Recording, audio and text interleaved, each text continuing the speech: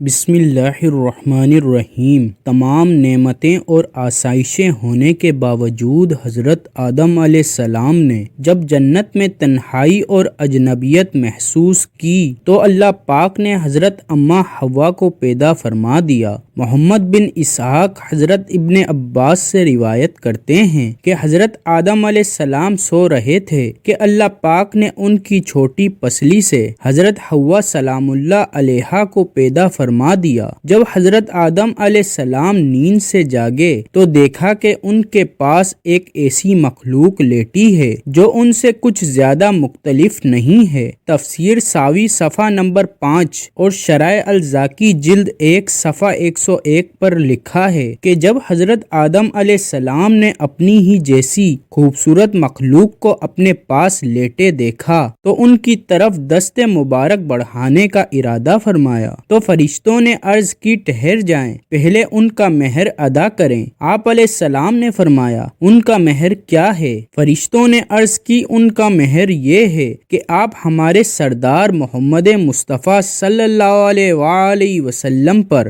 10 مرتبہ درود پاک پڑھیں۔ چنانچہ آپ علیہ السلام نے درود پاک پڑھا اور فرشتوں کی گواہی سے آپ علیہ السلام کا حضرت بی بی حوا رضی اللہ تعالی عنہ سے نکاح ہو گیا۔ روایت میں ہے کہ حضرت آدم اور حوا 60 سال تک جنت میں رہے، لیکن ان کو حق زوجیت ادا کرنے کا حکم نہ تھا اور نہ بچے پیدا کرنے کا۔ حضرت آدم اور حضرت حوا بڑے آرام و سکون سے جنت میں رہتے رہے۔ اس عرصے میں دونوں پر جنت کے کسی بھی حصے میں جانے پر پابندی نہ تھی سوائے شجر ممنوعہ کے۔ شیطان اب ان دونوں کا کھلا دشمن تھا اور اپنی سزا کا بدلہ لینے کے لیے بے قرار بھی۔ اس کی شدید خواہش تھی کہ یہ اللہ کے حکم کی خلاف ورزی کریں۔ پھر شیطان ان دونوں کے دلوں میں وسوسہ ڈالتا کہ ان کی شرم گاہیں جو ایک دوسرے سے پوشیدہ تھی بے پردہ ہو جائیں۔ حضرت آدم علیہ السلام اور حضرت حوا کے لباسوں کے متعلق یہاں پر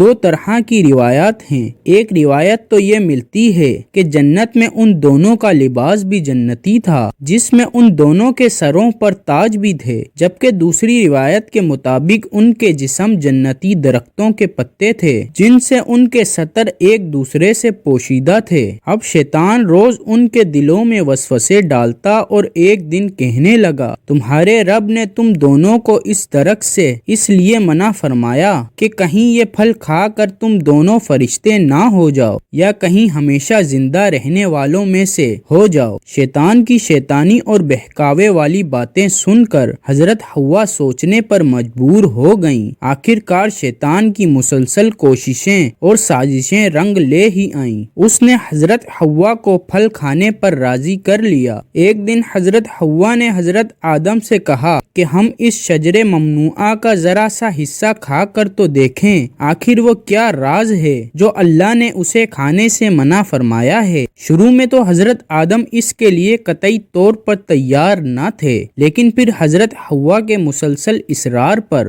بادلے نہ خواستہ وہ بھی راضی ہو گئے۔ خیر حضرت آدم و حوا پھل کھانے پر تیار ہو گئے اور ابھی پوری طرح پھل چکا بھی نہ تھا کہ ان کی سطر گاہیں ایک دوسرے پر آیا ہو گئیں، جس پر دونوں نے پریشانی کے عالم میں جنت کے درختوں کے پتے توڑ توڑ کر اپنا بدن چھپایا۔ اللہ نے دونوں کو پکارا اور فرمایا کیا میں نے تم کو منع نہیں کیا تھا کہ اس درخت کا پھل نہ کھانا اور شیطان کے ورگلانے میں نہ آنا؟ یہ تمہارا کھلا دشمن ہے۔ دونوں نے جب اللہ کی پکار سنی تو مارے خوف الہی کے کانپ اٹھے۔ اللہ پاک پھر فرمانے لگا اب تم دونوں ایک خاص مدت تک زمین ہی پر رہو گے جہاں تم ایک دوسرے کے دشمن ہوگے اور وہاں ہی مرنا ہے اور اسی میں سے پھر پیدا ہونا ہے۔ پھر دونوں کو زمین کی طرف روانہ کر دیا گیا۔ روایت میں ہے کہ حضرت آدم ہند جبکہ حضرت حوا کو جدہ میں اتارا گیا۔ دونوں ایک دوسرے کو ڈھونڈنے لگے لیکن ایک دوسرے کو ڈھونڈ نہ پائے۔ حضرت سعد لکھتے ہیں کہ حضرت آدم جب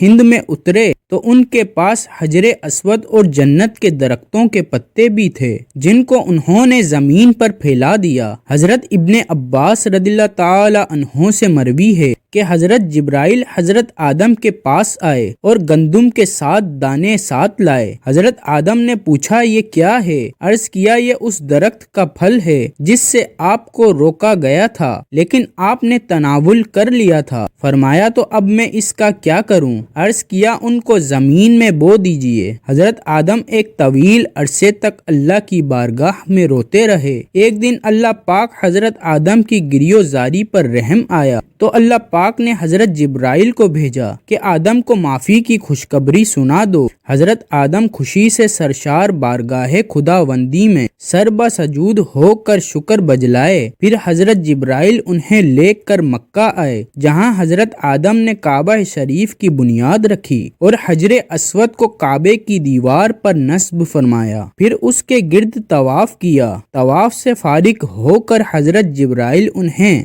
جبل عرفات پر لے گئے جہاں حضرت حوا تشریف فرما تھیں، لیکن طویل عرصے کی جدائی اور حالات نے بہت سے جسمانی تغیرات پیدا کر دیے تھے، چنانچہ دونوں ایک دوسرے کو پہچان نہ پائے، جس پر حضرت جبرائیل نے دونوں کا تعارف کروایا۔ ناظرین، یہی وہ وقت تھا کہ جب پہلی دفعہ آپ کو حیض بھی آیا اور اللہ پاک کے حکم سے پھر حضرت آدم اور حضرت حوا کو کثیر اولادیں ہوئیں۔ حضرت اماں حوا کے حمل سے جڑواں بچے پیدا ہوتے تھے جن میں ایک لڑکا اور ایک لڑکی ہوتی تھی، جبکہ جب آپ دوسری دفعہ امید سے ہوتیں تو پھر ایک لڑکا لڑکی پیدا ہوتے اور اس طرح پہلے حمل سے پیدا ہونے والے بیٹے کی شادی دوسرے حمل سے پیدا ہونے والی بیٹی سے کر دی جاتی، یعنی ایک حمل سے پیدا ہونے والے بچے سگے بہن بھائی قرار پائے۔ ناظرین، یہاں آپ کو یہ بات بتاتے چلیں کہ اللہ تعالیٰ نے حضرت حوا کو خود ہی حضرت آدم کی زوجیت کے لیے پیدا فرمایا تھا، اس لیے نکاح پڑھانے کی ضرورت نہیں تھی، بلکہ اللہ پاک نے فرشتوں کی گواہی میں حضرت حوا کو حضرت آدم کی زوجہ بنا دیا تھا۔